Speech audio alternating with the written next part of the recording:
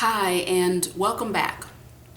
I want to start out by asking you a question. What is truly holding you back? If you're like a lot of people, you're probably going to say it's an issue. It's something from the past. Now catch this quote, and hopefully you'll set it to memory. Many a man has lost a brightly lit future because of the insistence on gripping a dimly lit past. I'll say that again. Many a man or woman has lost a brightly lit future because of the insistence on gripping a dimly lit past. If you're listening to this video and you're gripping any part of your past and it's holding you back, you're in the right spot. This last couple of years, I have received so many letters and questions for my column from people who are truly being held back because of past issues. A lot of that has to do with guilt, shame, anger, regret. And the problem with holding on to the past is that we pay such a high price. It really can be the cost of our lives if we can't simply shake the dust from our feet, move on, chin up, back straight, and carry on with life. It almost happened to me too. That's why I make these videos and do the work that I do, because I want people to experience the same freedom and joy that I've come across. And I want to give you 3 things to think about that I think if you're needing to walk away from a past issue, if you keep these in mind and execute, you're going to be well on your way. So, number 1, it's so important if you're trying to break out of the past and someone's opinion of you has you, is extra baggage on your back, to deal with that and to understand what other people's opinions of you truly are. When someone has an opinion of you, that is simply what they think from their current perspective. Okay, I want to share a story and I hope it will help illustrate my point.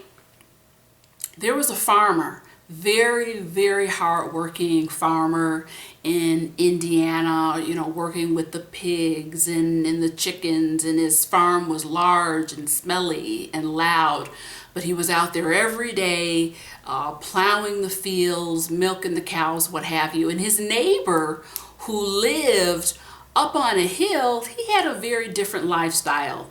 These 2 men really didn't know each other well, but the man who lived on the hill was a tax accountant and he worked from home. He took 3 breaks a day. He took a break in the morning for coffee, a lunch break around noon, and he took another break in the late afternoon before he called it a day. So as the farmer was plowing the fields and doing his thing, he would look up occasionally, and seemed like every time he looked up at the house on the hill, he saw that tax accountant out on his porch enjoying the view, sitting back with his heels kicked up. So one of the other neighbors asked the farmer, "Hey, what's your opinion of that old fella up on the hill in that house? I don't know him too well." And the farmer said, "Well, I don't know him that well either, but I can tell you he's one lazy son of a gun." You catch my point? People are always going to have opinions of you, and it's certainly based on their own perspective at that space and time. That farmer did not know what was going on in that man's house, and people don't know what's happening in your house, and they don't know what's going on in your life unless they have walked a mile in your shoes. Oftentimes we're making changes and we feel frustrated that the folks in our lives have not given us credit for our growth. But let me tell you something about waiting for people to give you credit for your growth. If you're waiting for that, then you're locked inside the prison of their opinion. And you don't need them to give you a key to open the lock and step out. Gates open. All you need to do is walk through it. There are issues and folks from the past that feel it necessary to hold you hostage. And here's a hint. Oftentimes, people need you to be the screw up. They need you to be wrong. They need you to be downtrodden. They need to keep you in that box so that their reality makes sense. So when we talk about finally letting go of the past, square yourself with what other people's opinions truly are. Make peace with that and start to focus on what you think about yourself. That's one path to true freedom. Number 2, and this is the big one, fear. Everyone has a fear of something inside of them. And I can tell you beyond any shadow of a doubt, the only way to conquer fear, and it seems like a cruel trick from God, the only way to truly conquer fear is to face what you're afraid of. As crazy as it sounds, for a number of years, I was terrified of dogs. And it may not sound so crazy once you realize that I had a very bad dog bite when I was 8 years old. And after that dog bite, that was it. I could not be in the same room with dogs. It's in the park. I couldn't enjoy myself. I could never relax if it was anywhere I knew a dog was close by or could be close by. And I got to the point in my life many years down the road, and I said, you know what, if I'm ever gonna be able to be comfortable and behave normally in a park or in someone's house who has a dog, or just taking a walk or a jog, I'm gonna have to deal with this. And I decided to go to the Humane Society in the city where I lived. And I said, you know, look, I want to volunteer. And he said, well, what do you want to do? I want to walk dogs. I knew I needed to face the fear. So they said, sure, no problem. And again, back to God in that sense of humor. I reported for duty the week after that. And wouldn't you know, the very first dog that I had to walk was a German Shepherd by the name of Betty.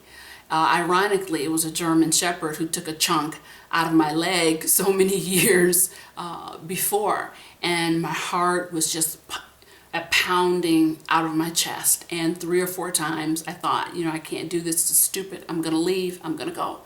But I forced myself to stay, held my breath, took that leash, walked Betty around the block. You know what? Came back. I was still in one piece. No problem. Forced myself to come back the next day. Betty is still there waiting for that walk. I survived. Long story short, I faced my fear. And I got over it. I don't know what your fear is. Do you need to have a conversation with someone? Are you in a dead-end job and you know you need to leave? But you fear failure for going to seek something different? Do you need to maybe completely change your way of life? Maybe it's just a simple habit you need to break.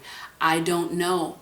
But if it's something that's holding you back, and that fear is obviously rooted in something that happened in the past, you have to face it and free yourself once and for all. That's not to say that you have to do it by yourself. Sometimes you need some help. Maybe you need a counselor, a good friend to hold your hand through the process. But we can never truly lock that door of the past behind us if we're afraid of something, if the reins of fear have us gripped so tight. So I want you to keep that in mind and challenge you. It's time to face your fear and put a limit. Put a limit on it. Maybe it's the next 24 hours you vow to do something. Maybe it's 48 hours, but put time limit on it and stick with it. Lastly, make the past your servant and don't be a slave to it. How do you make the past your servant and refuse to become a slave to it? The way I did it and the way I still do it, so I can keep a clean slate and enjoy my life, enjoy my family, enjoy my friends, is by utilizing two questions. Two questions about the past. One is, what did I learn? What did I learn from that past mistake or that past situation? What did I learn? And asking yourself honestly. Second question is, how can I use what I learned or that life lesson moving forward into my future? And for example, someone may have been abused in the past. Although you may say, well, what is there to learn from that? Strength. You've gained strength. You're still on your feet. Extract every single lesson from the past hurt, the past trauma, the past situation, whatever it is that's holding you back, and propel yourself by using it to catapult you into the future. And beyond that, making a commitment to live your life that way. 5 minutes have gone by. Those 5 minutes are in the past. We can't get that. The only thing you can really do, the only use that the past has for us is extracting what we've learned and moving into our future. I hope that some of the things I've talked about, just these 3 quick things to think about, give you some compass and some base to truly let go. Start to move forward. Enjoy your present with your eye on the future. Again, just a short video, something to think about. I'll see you next time.